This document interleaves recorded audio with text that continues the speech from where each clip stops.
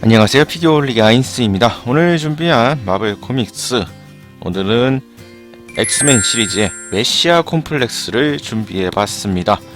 화면에 보이는 게 해당 책의 모습이고요. 먼저 간단하게 책의 정보를 보도록 하죠. 지은이는 에드 브루베이커, 크리스토퍼 요스트, 그린이는 마크 실베스트리, 이 외에도 수많은 작가와 이제 그린 분들이 계십니다만, 일단 대표적으로 이렇게 나와 있고요. 역자는 이규원이고 출간일은 2010년 8월 10일 시공사에서 출판이 됐습니다. 가격은 16,000원에 판매가 되고 있고요. 책은 352페이지 분량으로 되어 있습니다. 크기는 이제 기존 서적과 비슷한 168mm, 258mm 크기로 나와 있네요. 우선 겉표지를 살펴보면 이제 엑스맨의 주요 멤버들, 사이클롭스라든지 울버린, 자비에르 교수라든지 각종 인물들의 모습이 간단하게 이렇게 그려져 있습니다. 왠지 이 제목 때문에 더 그런지 모르겠지만 막 세기말의 분위기가 살짝 풍기는 이러한 겉표지 모습으로 되어 있고요. 뒤편에는 아까 봤던 이 표지와는 또 다른 느낌의 좀 더 약간 암울한 듯한 이러한 풍경이 그려져 있습니다. 요 상단부의 문구가 상당히 인상적이네요. 최근 10년간 엑스맨 크로스오버 중 단연 최고의 작품이라는 이러한 소개 문구가 나와 있습니다. 후반부 뒷면에 있는 간단한 내용을 조금 살펴보도록 하죠. 자, 하우스 M의 여파로 멸종 위기에 처한 뮤턴트들, 미래가 보이지 않는 암담한 상황, 진화의 종점에 이른 것처럼 보이던 그때 기적이 일어난다. 스칼렛 위치가 지구상 모든 뮤턴트의 X 유전자를 소멸시켜버린 비극의 M-데이 이후 처음으로 새로운 뮤턴트가 탄생한 것이다. 그러나 기쁨도 잠시 아기의 운명에 대한 지배권을 둘러싸고 지구상 모든 뮤턴트는 저마다의 이해관계를 가슴에 품은 채 혈투를 벌인다. 내용은 이런 식으로 이야기가 되어 있습니다. 스칼렛 위치가 대형 사건을 터뜨렸던 그 하우스 오브 M 시리즈 이후의 이야기를 다루고 있는 메시아 콤플렉스이군요. 과연 어떠한 내용이 담겨 있을지 한번 보도록 하겠습니다. 이야기의 시작은 알래스카로 향한 엑스맨들의 모습으로 시작이 됩니다. 그들은 마치 전쟁이라도 벌어진 듯 불타는 마을을 목격을 하게 되고요. 그 시대 이미 이전에 출동하게 된 계기가 또 여기서 나오게 됩니다. 뮤턴트들의 존재를 파악할 수 있는 이 세레브라가 고장날 정도로 이 엄청난 뮤턴트의 존재가 감지가 되었거든요. 현장에 도착한 엑스맨 중에서 에마는 이 현장에 나타났던 여자를 통해서 이곳에서 퓨리파이어와 오로더스가 전투를 벌였다는 사실을 알게 됩니다. 에마는 마을에 있는 병원에서 이 세레브라가 찾아낸 뮤턴트 아이가 이 병원에서 태어났다는 사실을 알게 되고, 이 모로더스와 퓨리파이어가 서로 싸우게 된 것도 이 아이가 원인이라고 말을 합니다. 사이클롭스는 이제 나중에 릭터에게 이 퓨리파이어 조직 내에 잠입할 것을 요청을 합니다. 당사자는 별로 내켜하지 않았지만 그래도 이 엑스맨 이 뮤턴트들을 위해서 협조하는 모습을 보여주고 있고요. 퓨리파이어 조직 내에 잠입을 하기 위해서 릭트는 울프스베인을 이용을 해서 같은 편인 것처럼 행동을 해서 잠입을 하는데 성공을 합니다. 이 매드록스의 분신을 만들어내는 이 능력을 이용해 복제인간 두 명을 다른 시간대로 보내서 상황을 살펴보기로 결정을 합니다. 그래서 시간 이동을 시키는 도중 함께 같이 갔었던 이 레일라가 같이 난입을 하는 바람에 시간 여행을 같이 하게 되는 사태가 벌어지게 되죠. 80년대 미래로 간 레일라는 뮤턴트가 없는 세상을 보게 됩니다.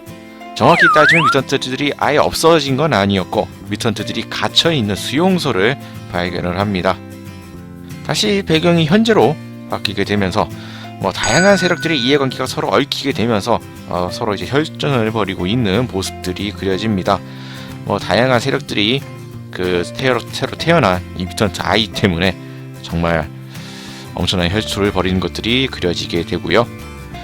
그 와중에 또 에마는 뉴 엑스맨 아이들이 이 퓨리파이어와 싸우러 갔다가 아무래도 좀 여러가지 기량 면에서 좀 많이 부족한 아이들이어서 목숨만 건지고 간신히 도망쳤다는 사실을 또 알게 됩니다.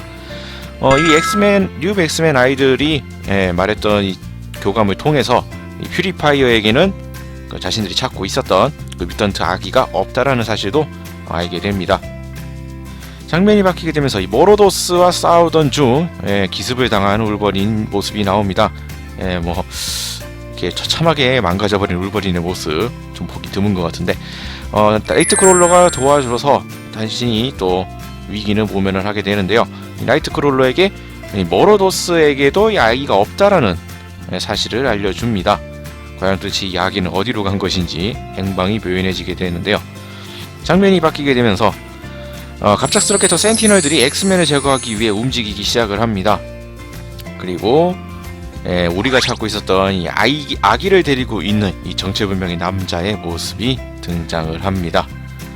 센티널과 싸워야 되는 이 상황, 갑작스럽게 정신능력자들이 모두 쓰러져 버리고요. 이런 힘든 상황 속에서 어찌저찌 해서 센티널을 막는데 성공을 합니다. 이 센티널을 조종했던 건 카산드라 노바가 만든 나노 센티널이라는 사실도 알게 되고요. 아기를 데려간 것이 먼 미래에서 온 사이클롭스의 아들이라는 설정을 가지고 있는 케이블이라는 인물이라는 사실이 알려지게 됩니다. 어떻게 보면 자신의 아들이 이제 이 아기를 데려갔다는 사실을 알게 됐는데, 이 상황에서 상당히 이제 이성적으로 대처하고 있는 이 사이클롭스의 모습을 보고 자비에르가 약간 걱정하는 모습을 보입니다. 하지만 사이클롭스는 마음을 굳건하게 다잡고 리더로서 행동하려고 하는 모습을 보여주고 있고요. 미래로 갔던 레일라와 매드록스는 뮤턴트에 대한 정보를 수집을 합니다. 거기에 있던 사람을 습격을 해서 이 사회에서의 뮤턴트에 대한 여러가지 정보들을 물어보고 있는데요. 또다시 장면이 바뀌게 돼서 현재로 또 장면이 바뀝니다. 아이를 지키기 위해 이 데스 스트라이크 패거리와 싸우게 되는 케이블의 모습이 그려집니다. 상당히 좀 절체절명의 위기의 순간이 되어버렸네요. 정보를 캐내던 중 레일라와 매드록스는 결국 자신들이 뮤턴트라는 사실이 들통나면서 붙잡히게 됩니다. 케이블을 쫓아온 이 엑스맨이 데스스트라이크 패거리와 싸우는 모습이 그려지네요. 물론 데스스트라이크 패거리와 싸우고는 있지만 이들의 주 목적은 케이블이 데리고 있는 아기를 회수하는 것이 목적이죠. 난전이 벌어집니다. 이렇게 되면서 이 데스스트라이크 패거리와 엑스맨 일당들의 또 피튀기는 혈전이 벌어지게 되는 가운데, 케이블은 이 난전 중에 엑스맨의 블랙버드를 훔쳐서 탈출을 해버립니다. 자, 요렇게 일단 엑스맨 메시아 콤플렉스 일부 요렇게 살펴봤습니다. 책의 분량이 300페이지가 넘는 분량인 관계로 한 1, 2부로 나눠서 이렇게 진행을 하도록 하겠습니다. 요렇게 일부 내용을 살펴봤는데요. 과연 이 케이블은 아기를 데리고 무슨 생각을 하고 있는 것인가? 그리고 이 새롭게 태어난 이 뮤턴트 아이의 운명은 어떻게 될 것인가 등등 상당히 이 뒷이야기가 궁금해지는 내용 전개를 보여주고 있습니다. 참 여러가지 세력들이 많이 등장을 하고 새로운 인물들과 새로운 세력, 거기에 정신없이 전개되는 현재와 미래의 이야기 등등 상당히 좀 어떻게 보면 정신없는 내용 전개가 벌어지고 있지만 상당히 흥미로운 내용들을 다루고 있네요. 자, 오늘 마블 코믹스 리뷰는 여기서 마치도록 하겠고요. 다음 주에 1부에 이어서 이 메시아 콤플렉스 2부로 나머지 내용들 이어서 살펴보도록 하겠습니다. 저희 피규어올릭 많은 구독 부탁드리겠고요. 다음 주에 다시 뵙도록 하죠. 시청해주신 분들 감사합니다.